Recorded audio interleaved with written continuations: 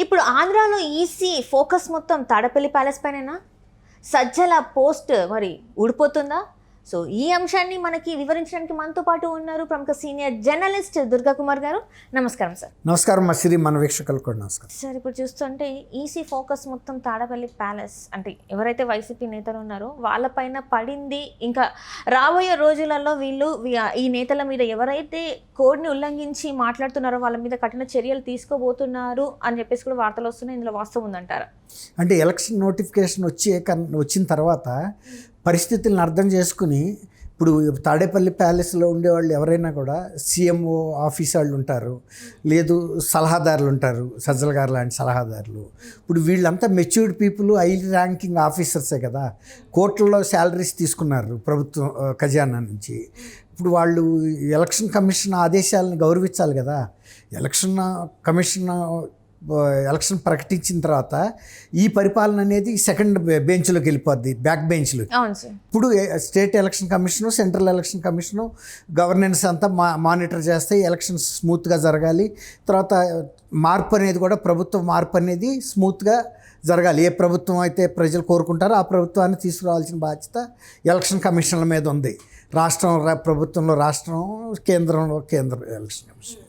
కానీ ఇప్పుడు సజ్జల రామకృష్ణారెడ్డి గారు కూడా ఆయన ప్రభుత్వం నుంచి శాలరీ తీసుకుంటున్నారు. పార్టీకి కార్యదర్శి అని చెప్తున్నప్పటికీ ప్రభుత్వ సలహాదారుగా చాలా పెద్ద అమౌంట్లు తీసుకుంటూ క్యాబినెట్ ర్యాంక్ కన్నా కూడా ఎక్కువ అలవెన్స్లు అన్నీ ఆయన రాజకీయాలు మాట్లాడుతున్నాడు. చంద్రబాబు నాయుడు అండ్ నిన్న పురంధేశ్వర్ గారు. అసలు ఎవరి గురించి అయినా ప్రతిదీ ఆయన ఎప్పుడైనా బయటకు వచ్చి మాట్లాడాడంటే సీఎం గారు మాట్లాడే అంశాలన్నీ ఈయనే మాట్లాడతాడు. అసలు సీఎం గారు బయటకు రావాల్సిన అవసరం లేదు, ప్రశ్న కలవాల్సిన అవసరం లేదు, నోరు తెరవాల్సిన అవసరం లేదు, ఎవరిని విమర్శించాల్సిన అవసరం లేదు. అన్నీ ఈయనే తీసుకుంటాడు. ఆయన సీఎం గారు సొంత ఇంటి వ్యవహారాలు కూడా ఈయనే చూస్తాడు. ఓకే.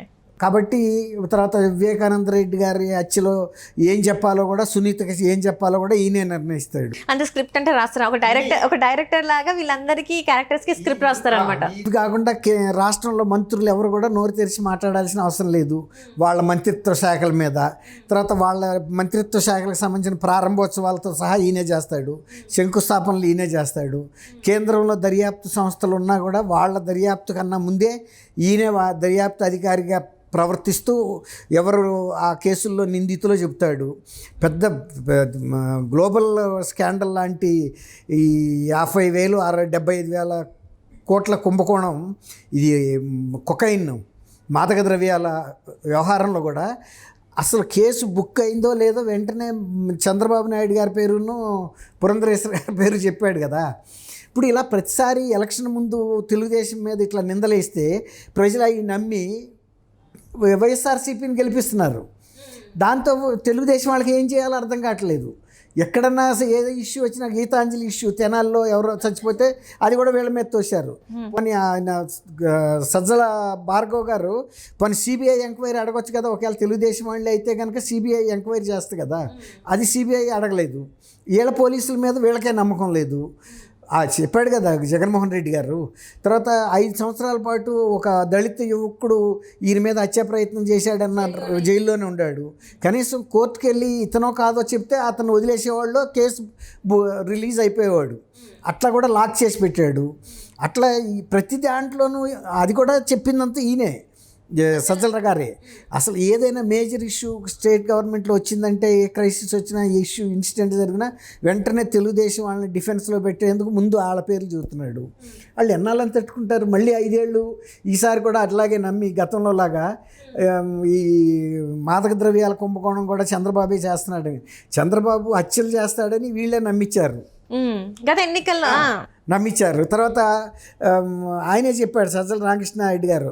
ఏమన్నాడు?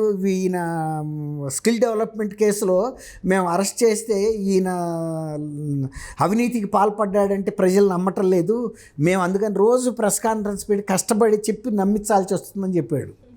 అట్లా ప్రతిదీ వాళ్ళ మీద వేసినప్పుడు అన్నని ఇప్పుడు అచ్చెన్నాయుడు గారు ఏం చేశాడంటే సజ్జల రామకృష్ణారెడ్డి గారు ఏం పాత్రలో ఉన్నాడు ప్రభుత్వంలో నిర్వచించండి, ఒకవేళ కనుక ఆయన ప్రభుత్వం నుంచి డబ్బులు డ్రా చేస్తున్నట్టే రాజకీయాలు ఎట్లా మాట్లాడతాడు, మరీ ముఖ్యంగా ఇప్పుడు ఎలక్షన్ కోడ్ అమల్లోకి వచ్చిన తర్వాత ఈయన మీద చర్య తీసుకుని ప్రభుత్వ సలహాదారు పదవి నుంచి సాగనంపండి, దానివల్ల ప్రభుత్వ శాలరీ కూడా ఇప్పుడు అయిపోతుంది కదా. ఇప్పుడు ప్రభుత్వ శాలరీ తీసుకుంటా ఆయన ప్రతిపక్షాలను విమర్శించడం అంటే అది కరెక్ట్ కాదు కదా. ప్రభుత్వ ఉద్యోగుల్ని వీటిలోనే పార్టిసిపేట్ చేయొద్దని చెప్పారు ఎన్నికల ప్రచారం. తర్వాత వాలంటీర్ల వ్యవస్థ వీళ్ళు పెట్టుకుందే ఎన్నికల కోసం, అయినా సరే వాళ్ళని ఎలక్షన్ ఏజెంట్లుగా కూడా ఉండటానికి వీల్లేదని కేంద్ర ఎన్నికల సంఘం ఇచ్చింది. అతనికి ఇచ్చేది 5,000 వాలంటీర్కి, ఈయనకి ఇచ్చేది లక్షల కోట్లలో ఉన్నాయి. మొన్న పబ్లిక్ ఇంట్రెస్ట్ అది పబ్లిక్ ఇన్ఫర్మేషన్ యాక్ట్ కింద తీసుకుంటే కోట్లు పే చేశారు సజ్జల రామకృష్ణారెడ్డి గారికి. మరి అంత పెద్ద డబ్బులు తీసుకున్న మనిషి ప్రతిపక్షాలను విమర్శించడానికి ఎట్లా సాధ్యం అవుతుంది? ఆయన పార్టీ సెక్రటరీగా ఉంటే మాట్లాడచ్చు, ఇక్కడ పోస్ట్లో గవర్నమెంట్ పోస్ట్లో ఉన్నాడు. అందువల్ల ఇక్కడ సీఎంఓ ఆఫీస్ మీద వాళ్ళు నిఘా పెట్టారు. అసలు వీళ్ళు సీఎంఓ అధికారులు ఈ ఎన్నికల ప్రచారంలోనూ లేకపోతే ప్రతిపక్ష నాయకుల మీద విమర్శలు చేయటం అనేది కరెక్ట్ కాదు కదా. అచ్చెన్నాయుడు గారు ఒక లెటర్ రాశాడు, బహిరంగ లేఖ. ఇదివరకు జగన్మోహన్ రెడ్డి గారు కూడా ఇట్లాగే రాసేవారు బహిరంగ లేఖలో. అప్పుడు చీఫ్ జస్టిస్కి పదవి ఇవ్వద్దని కూడా రాశాడు, జస్టిస్ ఎన్వి రమణ గారికి, ఆయనకు అర్హత లేదని. అట్లాగే ఇప్పుడు ఈయన ప్రభుత్వ ఉద్యోగంలో ఉండి మళ్ళీ మమ్మల్ని విమర్శిస్తున్నాడు, వీన్ని ఆ పదవి నుంచి తొలగించండి, ఇప్పటికి చర్య తీసుకోమని కూడా రాశాడు. మరి కేంద్ర ఎన్నికల సంఘం మరి అంత దమ్ము ఉంటుందా ఉండదా మనం చెప్పలేము. సజ్జల రామకృష్ణారెడ్డి గారి మీద అదే సార్, ఎందుకంటే కేంద్ర ఎన్నికల సంఘం కూడా ఆలోచిస్తుంది. అంటే ఇంతకుముందు చూసాం మనం ఎన్నికల టైం అప్పుడు కోడ్ ఉంటే ఎట్లా ఉండాలి ఏంటి అనేది అందరికీ తెలుసు.